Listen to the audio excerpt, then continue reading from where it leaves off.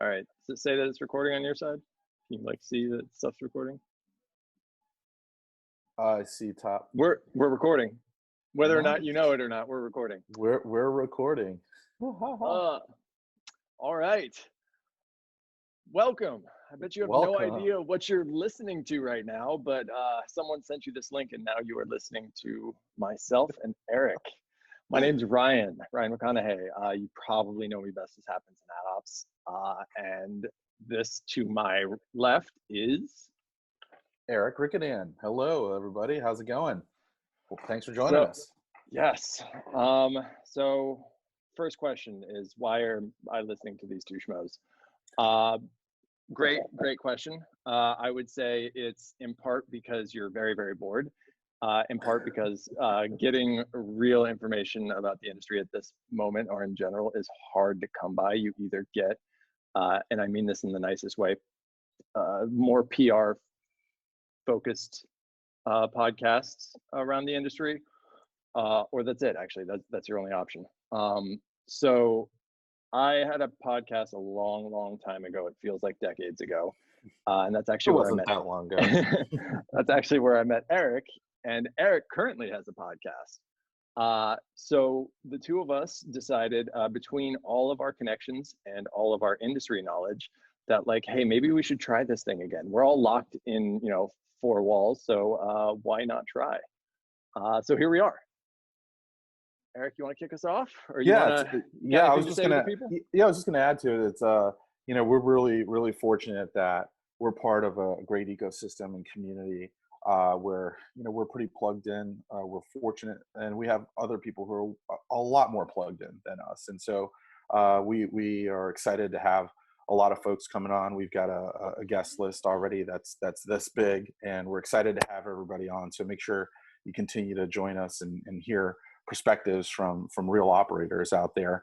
And I think what's interesting is that we're finally kicking this off. But this really has been a project that we've been talking about for over a year. Easily over a year in the making. It feels like every time Eric and something pops up in the industry and we're like, now's the time. Yeah. So I think what'll be fun about what you'll see and hear is that what we want to do is keep it very informal, keep it very direct and straightforward, no BS, because that's what people really ultimately want. And most of the time we do that over drinks at a bar in Manhattan, or over a dinner with partners, or as dinners and drinks over a community or at an event. And what we want to try to do is bring that same sort of open perspective via this platform. So yeah, with all that being said, those conversations that happen over beers, and I mean, those are, to me, they tend to be the most valuable, because it's when people are the most honest, and that's kind of what we're going for. And so, yeah, we should kick it off, because normally there's a slew of topics to talk about. So much. Right now, there's one. There is one thing that is affecting everyone's life, both industry, career, and just getting groceries. Yeah. And that is the apocalypse that we currently live within. So let's kick this off. It is bad out there, Eric. It is. Yeah. It is real bad out there. I can tell you just from my point of view, because you're always the first thing you're worried about is your own home. Just reading the news about Vice, about Group 9, about Maven, all of the BuzzFeed, these massive companies that are doing either layoffs or salary reductions, or sometimes a combination of the two. And again, BuzzFeed is not nothing. They were at some point the future of this. They were, them and Vice were the venture capital future of publishing. And to read some of this stuff is scary. Yeah. So, and also too, I mean, really talented people there that we absolutely both know. And it's interesting because some of those really talented folks that are real strong operators, right? You see that there's only so much that you can do when there's this big machine, right? And in this big machine, it's interesting, so when you sort of take a step back and look at some of the moves that some folks made or didn't make 12 months ago, 24 months ago, it's interesting to sort of take that and then sort of look at what's occurred now. And like you said, the reality is no one's immune from, what's happening with COVID-19. What's so interesting about this is it's taken out at the knees the things that we all felt were the future in a way. So not subscriptions. Subscriptions for most publishers that have a paywall, if you're a news publisher, they've probably gone up. I know ours have gone up a lot. Sorry, this is another part of this podcast that's going to be real a little life. Bit different. Yeah, it's you're gonna hear my daughter. You're gonna see her walking around. I got a dog around here somewhere too. So like, there's background noises that I would not normally allow. Anyways, back to where we were. But experiential live, that's decimated right now, and everyone was holding that up, especially for like Vice, as like. Real quick on the subscription thing too, before we move away from that, it's always interesting when you talk with publishers that even had really strong subscription rates, and there was this sort of idea that subscriptions will sort of surpass the ad revenues or be this great savior. Most publications, really weren't more than 20% of their revenue, coming from subscriptions, right? So I always thought it was sort of interesting, 20-30%, somehow you're going to replace 70-80% of your revenue, right? So it was always kind of an additive sort of thing, but really important when you're trying to diversify revenue streams, right? So not just be I think there are I think subscriptions have turned into much more of a winner take all than I think we all than when this kicked off everyone assumed. I think everyone has this grand vision of like micro payments being the way that we all transact and ads go away, and I just, depending on my attention on a site, I pay a couple pennies here and there, but like we're nowhere near that. And TBD, all attempts to TBD, all attempts to that, like I respect Scroll. I very much like the UI. I like what they're doing there. It's still it's like you're asking the user for like 2 or 3 different miracles here. I'm changing my browser and then I'm paying for a new browser is hard enough. And so anyways, and if somebody thinks differently, by the way, hit us up. I mean, that's the point of this, is to be able to sort of discuss, all the different views. So I'd very much like to be proven wrong. I'm going to check you until I feel like that's the case, and I may not actually ever admit it to your face, but like it's the art of debate is something that to me is truly fun. And so I would love to have someone go across from me and say otherwise. But back to the point. So like, COVID has knocked out the knees. Now this one is anecdotal. I've actually heard conflicting evidence on this, but I have a theory that it's at least kneecapped podcasts a little because people aren't commuting. So to me, I would assume the major times in which people are listening to podcasts for long chunks, or at least like narrative podcasts. I bet daily news podcasts, people might be using that to replace their morning news TV, but something like Serial or something like Best Town, I wonder if people are actually diving into that to the same degree that they were before. That requires 30 or 40 minutes of like concentration. And so live events, podcasts, those two are our future. And now it's like subscriptions and old school news. I mean, every news publisher I know is dealing with massive amounts of supply. Granted, your CPMs are garbage. Like and supply in the form of different types of display, right? So your banners and all that, way up. Video, way up, right? I mean, it's incredible. Well, and it's not even just like the number of page views or uniques or whatever. It's also sheer time on page. We're seeing, like I'm seeing like triple audience times, which is additive for a bunch of different reasons, and it's great. But then you see the market underlying is just decimated. Stuff I haven't seen in 5 years, kind of stuff. And we still don't know, and it's going to bring up one of my boogeymen, and one of the few times that you'll ever hear me agreeing with Jason Kint, which is like, is this caused, or what portion of this is caused by people simply marketers pulling back from the market, saying like, we have to rethink our messaging, or hey, we're a travel company and no one's traveling. And then what percentage of it is companies still like Procter & Gamble or any CPG company that is blocking against COVID terms? Because if you're a news site, everything you write about is COVID. Even your recipes are mentioning coronavirus somewhere in the article. And so if you have a block list where coronavirus is like you're not buying any news, which to me is asinine, because this is where people are coming. Again, going back to the previous point of page views, like this is when news is proving itself most necessary. And yet I believe there's a degree of like, because all we've given buyers to do to protect themselves from being against bad content is an awful system of keywords. Yeah, it's interesting. We've been trying to spend some time talking with a lot of the companies that help to enable some of those functions, and I think it's a tricky spot, for them, right? They're trying to sort of serve almost two masters, if you will, right? So there's the buy side and there's the sell side, and try to bridge some of that. So I don't know. I mean, it can only be so good, but it's really a difficult subject when it's newsworthy. It is news. It's current events. It's affecting everyone, right? And so I appreciate this. I hope the audience is going to learn to appreciate this. Like I'm going to be cynical and negative about everything I read, and Eric's going to come in with this much more level-headed, like positive. There's two sides to the story thing, and I'm trying to like nail a person in the wall. But the reality is that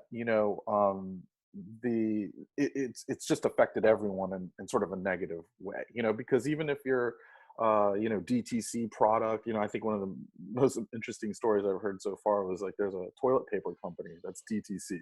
There's a DTC toilet paper company. Yeah, absolutely. I know the bidet companies have been like going bonkers, but and the thing is, like, if you have product and you're delivering, I mean, like, you sort of run into a log jam too, because you're supply chain log jam, right? Like you can't deliver it, or you run out of product, or so everybody's like been impacted somewhat in a sort of negative way.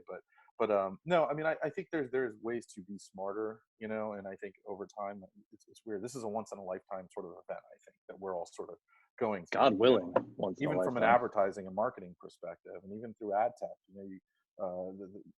it'll get better, but the reality is that it did feel like that there's some real blunt instruments being used, and it's impossible to deny the negative impact when you're talking about jobs, when you're talking about layoffs, when you're talking about lost revenues, when you're talking about people pulling back and spend, and it's affecting the whole ecosystem. Well, and this is the next thing that there's another aspect of this that I've just recently started to worry about, again, as a publisher. It started around this time last year, but this notion of sequential liability and risks to assets receivable. I know if you haven't read it, OpenX put out this whole thing very recently, smart marketing on their side, that they had got asset receivable insurance on like 97% of their incoming revenue. Smart, good on them for doing that. I have no idea how much it costs, but I can assume it's a lot, but worthwhile at this moment.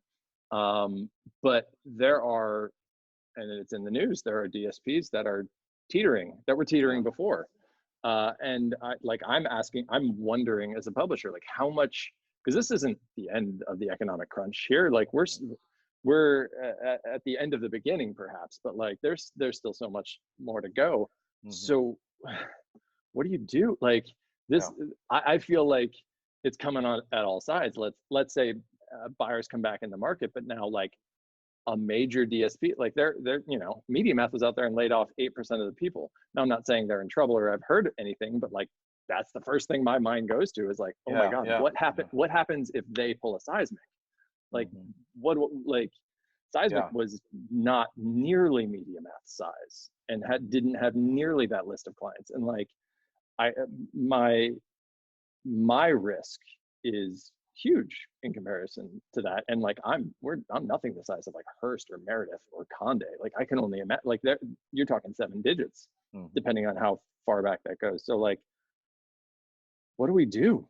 Like I think it's interesting, and it really it exposes how fragile really sort of the sort of start from the money here all the way down really is, and we've known that, we've always known that, but again, you can't plan for a pandemic event that's gonna cripple the world, right? So literally everything just stopped, and I don't think it's an excuse, but it's interesting to think about, like, okay, so the payments may or may not be there, right?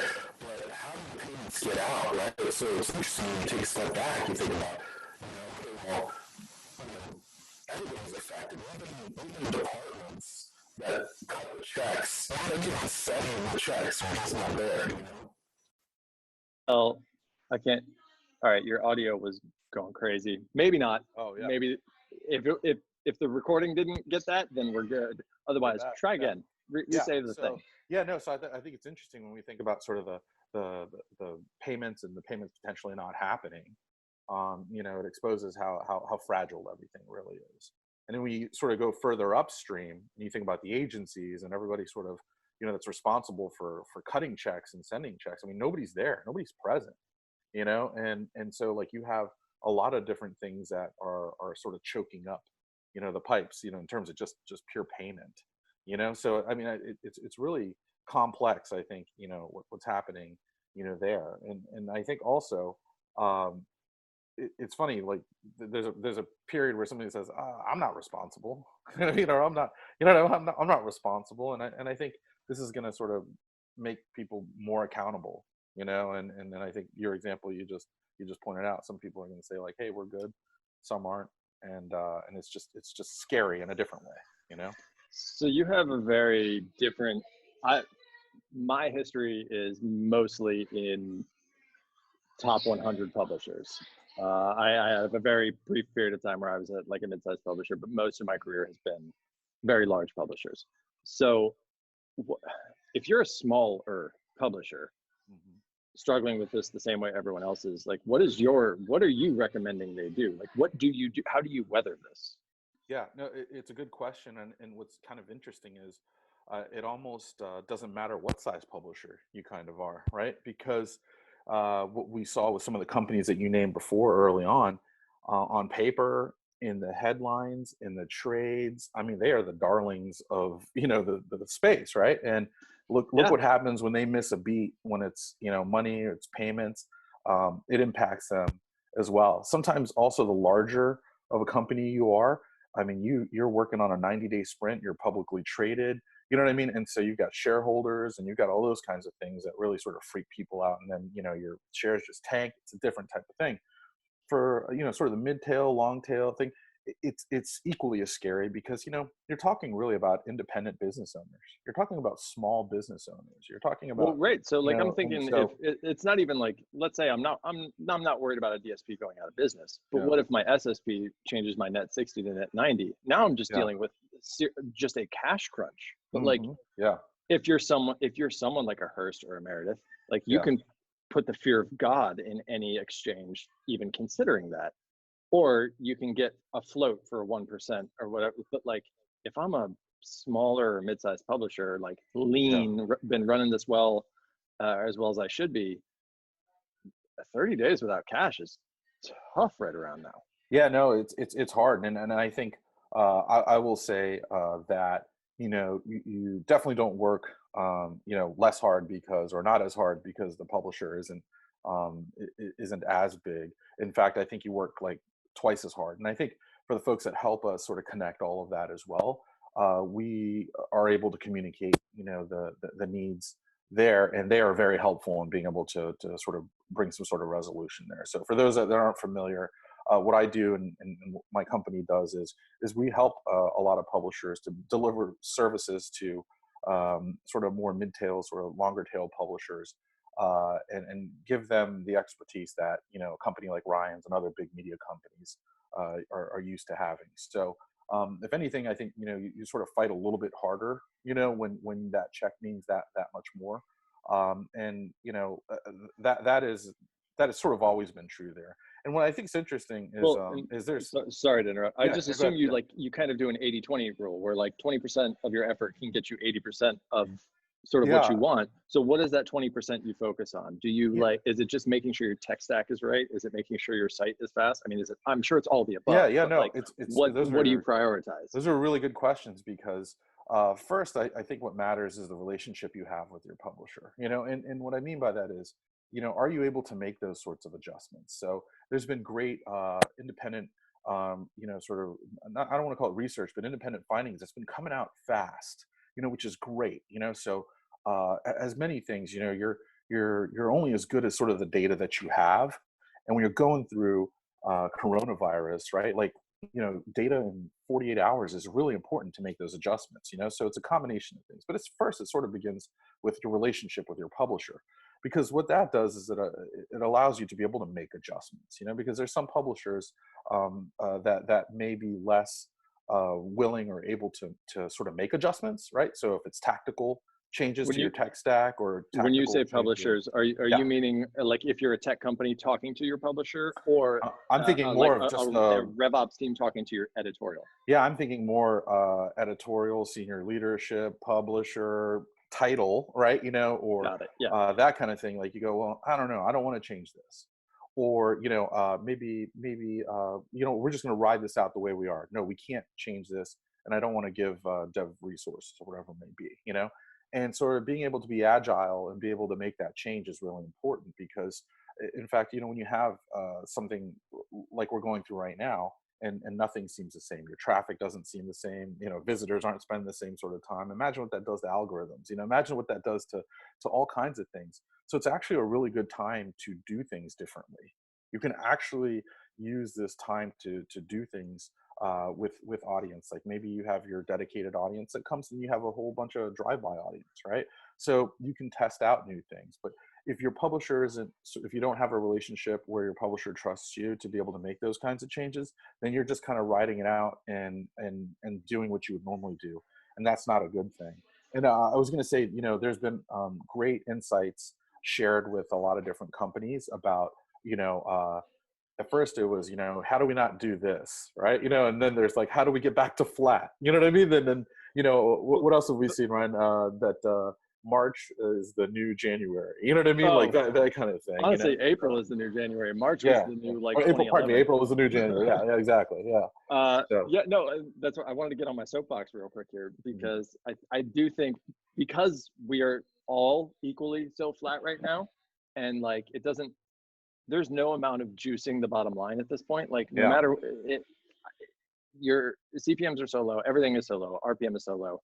That, and the stop is up here right before it gets to here, right?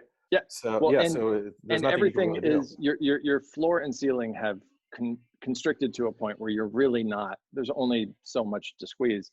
But like this is, and I keep trying to like write my next newsletter, but then like for background, just moved to an apartment, and I have a kid on the way in like a week or two. So like I got no time for this. But my thing is like all the stuff I've always harped on, the bad stuff that we have sort of as an industry allowed ourselves to continue to do in the name of bottom line. This is a great time to start cleaning some of that up. Yeah. Like, do you not lazy load, or like do you load a single unit or multiple units way below the page and they get a 14% viewability, and you just make up for it because you either have some crazy agreement with Teads or Outbrain or whoever it is? Like, now's a great time to stop that, because like you're not getting those guarantees anymore. Everyone got rid of those. Like the whether you have a down 20% month or a down 24% month is going to be generally unseen. And if coming out of that means your CPMs, like then when things start to recover, can be that much better, because now the quality of your inventory is that much higher. I think now's the time to do that.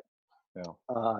No one wants to think of like losing more money, but I think generally if you're boots on the ground person, or the person that is like making these tactic decisions, and then there's like a CRO levels above you that is abstracted far enough away that doesn't realize that like, oh, we stopped doing this refresh all the time, or we stopped, I don't know, working with X, Y, or Z vendor, or we removed resellers from our ads.txt. Like, those are all things that in the end will help you, and will help you a lot when these things rebound.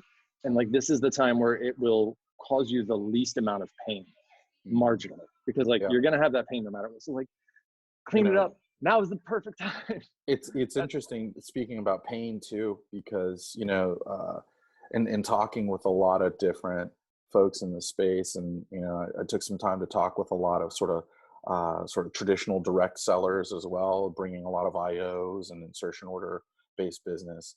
I mean, there has been so many deals that just stopped, paused, gone away. I feel like I spent most of March just rebooking stuff for later, and that like everyone did. It's and you know, I don't want to say that there's silver linings in just programmatic, but I mean there are some advantages, you know, that are occurring, even as bad as it feels. There are some areas where it can be much worse, and I think it's important to talk, you know, with if you're a publisher, with your leadership there, you know, or with, you know, your clients, just about like, you know, how maybe a focus on things where sometimes it's not just like CPM or RPM, things like that, you know, really taking a look at the revenues, you know, as a whole, you know, is a little bit different. Now's a great time, if you don't have it, to the Trade Desk and DFP both have great courses on programmatic, one from buy side, one from sell side. Take those, learn that stuff. It's a great time to take a course. They have free online courses, or you can get them pretty cheap in statistics. Statistics is the most necessary math you need. Like, this is a great time to be a yield person, because you are, when the going gets tough, you still need it. The CFO still needs a yield person. The CTO still needs a yield person. Someone still needs to understand what's going on and how to keep the ship afloat. Yeah. And so if you feel like you're sort of one-sided, like you only know ad ops, or you only know media planning, or you only, like, now's a great time to add an extra skill, because I'm sure this is as dead as it's going to be. And we probably got another 8 weeks of this. Like, you have a lot of time to kickstart your way. I myself am trying to learn SQL. So we'll see how that goes. But per all the other stuff I just said, we'll see if I have enough sleep to be able to learn this stuff. But I highly recommend it. That's great. Yeah. We should, because this has been, the sky is falling, and a very negative show up until this point, and I don't want it to be that way, because like we all still have jobs, and actually I feel incredibly lucky that our industry is still around, and we can all work from home and like afford, you know, maybe 2-ply toilet paper if you're really high up in your company. But Eric, let's end on a lighter note. Yeah. Let's do that. And I think we can do that by saying thanks to so many different people that help to keep everybody informed, you know. And I always sort of think of it in kind of a couple buckets, you know. First, there's a lot of really smart people that we follow us, and we're lucky that they have put in the time that both Ryan and I don't have to kind of do independent research and build great infographics and put that out there for everybody to be able to sort of digest and understand, and then talk about it, right? So there's great threads on Twitter and a lot of different channels to sort of learn more, LinkedIn and others. And I think we always say thanks to all the trades and all the folks working hard there too, to be able to deliver what's going on so many different fronts, you know. So thanks to everyone there as well. Yeah, let's actually start naming them, because I got to name some of my favorites. I was actually just trying to look some of them up because it's this. I wouldn't be able to get through what. Okay, so not off the top of my head, as I'm looking at this list right now, Kerry Flynn over at CNN, absolutely, like Ben Smith, now that he's over at the New York Times. Before, I don't know how much I really paid attention to Ben Smith. You got people like Sarah Fisher, like Axios. Yeah, Sarah's been killing it. Yeah. Wall Street Journal does incredible media work. Yeah. You got, Ari, of course. Obviously, but, I very much follow like Jack Marshall or everyone at Digiday, honestly. Yeah. So like, because Lara's over there now too. Lara, I should know how to say her name. Tremendous crew. Neiman Labs, like everything they do. I'm trying to think of who else. So everyone at AdExchanger. Absolutely. I give AdExchanger so much shit for a lot of reasons, but like Sarah over there, and honestly, their daily newsletter is an absolute must read if you're in this industry. And a tremendous crew over at Adweek as well. Josh and Ronan and everyone else.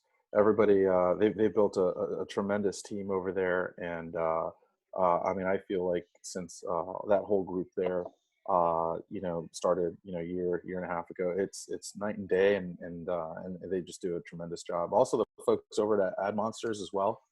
Yes. Thanks for all you do, Gavin, over there. Yeah, Exchange Wire, eMarketer, so many. And I think also, you know, a lot of the stuff that we're going to talk about, obviously in the biggest market, you know, here, we're going to talk about a lot of stuff that's domestic here, but we also are going to talk about, you know, a lot of stuff that's happening on the international scene as well. So we're lucky. We have a lot of contacts that help us understand what's going on in the UK and so many other places that are really important, where everything's a little bit different, but kind of the same. And it's important to hear what's happening over there too. So thanks for joining us.